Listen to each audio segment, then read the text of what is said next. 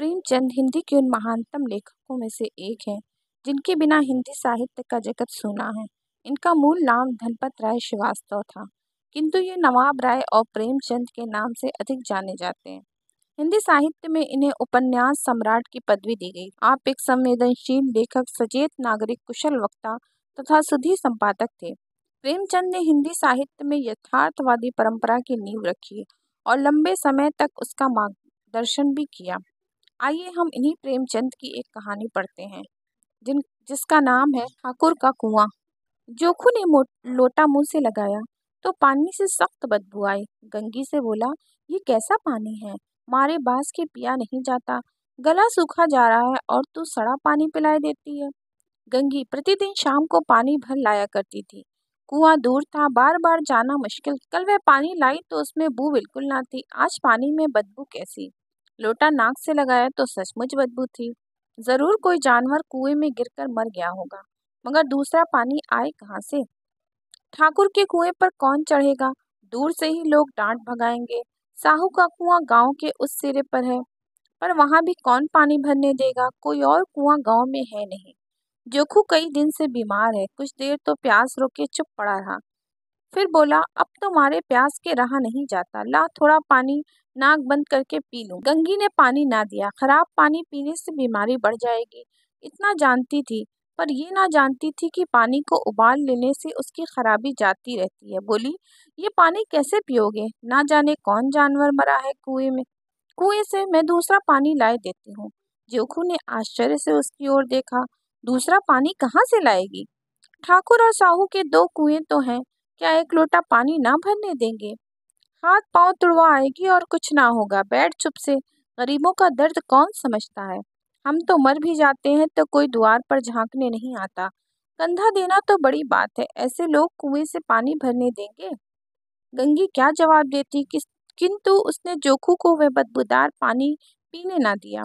रात के 9 बजे थे। थके मांदे मजदूर तो सो चुके थे।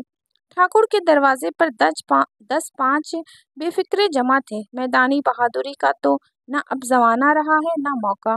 कानूनी बहादुरी की बातें हो रही थी कि कितनी होशियारी से ठाकुर ने थानेदार को एक खास मुकदमे में रिश्वत दे दी और साफ निकल गए। उसी समय गंगी कुएं से पानी लेने पहुंची। कुप्पी की धुंधली रोशनी कुएं पर आ रही थी। गंगी जगत की आड़ में बैठी मौके का इंतजार करने लगी। इस कुएं का पानी सारा गांव पीता है, किसी के लिए रोक नहीं, सिर्फ ये बदनसीब नहीं भर सकते। गंगी का विद्रोही दिल रिवाजी पाबंदियों और मजबूरियों पर करने लगा। हम क्यों नीचे हैं और ये लोग क्यों ऊंचे हैं। यहाँ तो जितने हैं एक से छठे हैं। चोरी ये करें, जाल फरेब ये करें, झूठे मुकदमे ये करें। अभी ठाकुर ने उस दिन बेचारे गढ़ दिए कि एक भेड़ चुरा ली थी और बाद में मार कर खा गया। इन्हीं पंडित जी के घर में तो 12 मास जुआ होता है। यही साहू जी तो घी में तेल मिलाकर बेचते हैं, काम करा लेते हैं, मजूरी देते, नानी मरती है। किस काम में इस हमसे ऊंचे हैं। हम गली गली चिल्लाते नहीं कि हम ऊंचे हैं, हम ऊंचे हैं। कुएं पर किसी के आने की आहट हुई। गंगी की छाती धक धक करने लगी, कहीं देख लें तो गजब हो जाए। वह बढ़ी और रस्सी उठा ली और झुककर चलती हुई एक वृक्ष के अंधेरे साए में जा खड़ी हुई। तब इन लोगों को दया आती है किसी पर। बेचारे महंगू को इतना मारा कि महीनों लहू थूकता रहा, इसलिए कि उसने बेगार ना थी दी थी। इस पर ये लोग ऊंचे बनते हैं। कुएं पर 2 स्त्रियां पानी भरने आए, उनमें बातें हो रही थीं। खाना खाने चले और हुक्म हुआ है कि ताज़ा पानी भर लाओ, घड़े के लिए पैसे नहीं हैं।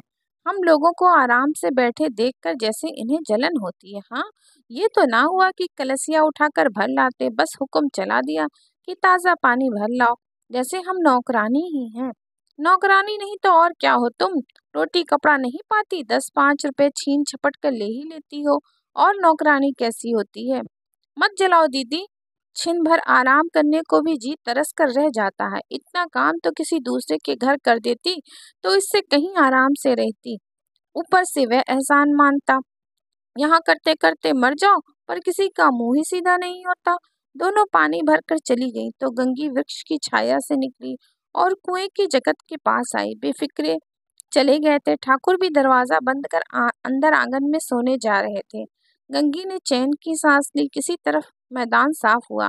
अमृत चुरा लाने के लिए जो राजकुमार किसी जमाने में गया था, वह भी शायद इतनी सावधानी के साथ और जान और समझबूझकर ना गया होगा। गंगी दबे पांव कुएं की जगत पर चढ़ी। विजय का ऐसा अनुभव उसे पहले कभी ना हुआ था। उसने रस्सी का फंदा घड़े में डाला, दाएं बाएं चौकन्नी दृष्टि से देखा, जैसे कोई सिपाही रात को शत्रु के किले में सुराख कर रहा हो। अगर इस समय वह पकड़ ली गई तो फिर उसके लिए माफी या रियायत की रत्ती भर उम्मीद नहीं। अंत में देवताओं को याद करके उसने कलेजा मजबूत किया और घड़ा कुएं में डाल दिया। घड़े ने पानी में गोता लगाया, बहुत ही आहिस्ता से, जरा सी आवाज ना हुई। गंगी ने जल्दी जल्दी दो चार हाथ मारे। घड़ा कुएं के मुंह तक आ पहुंचा। कोई बड़ा शहजोर पहलवान भी इतनी तेजी से उसे ना खींच सकता था। गंगी झुकी कि घड़े को पकड़कर जगत पर रखेगी। एकाएक ठाकुर के घर का दरवाजा खुला। शेर का मुंह इससे भयानक ना होगा। गंगी के हाथ से रस्सी छूट गई। रस्सी के साथ घड़ा धड़ाम से पानी में गिरा और कई क्षण तक पानी में हिलकोरे की आवाज सुनाई देती रही। ठाकुर कौन है पुकारते हुए कुएं की तरफ आ रहे थे और गंगी जगत से कूदकर भागी जा रही थी। घर पहुंचकर देखा कि जोखू लोटा मुंह में लगाए वही मैला गंदा पानी पी रहा है।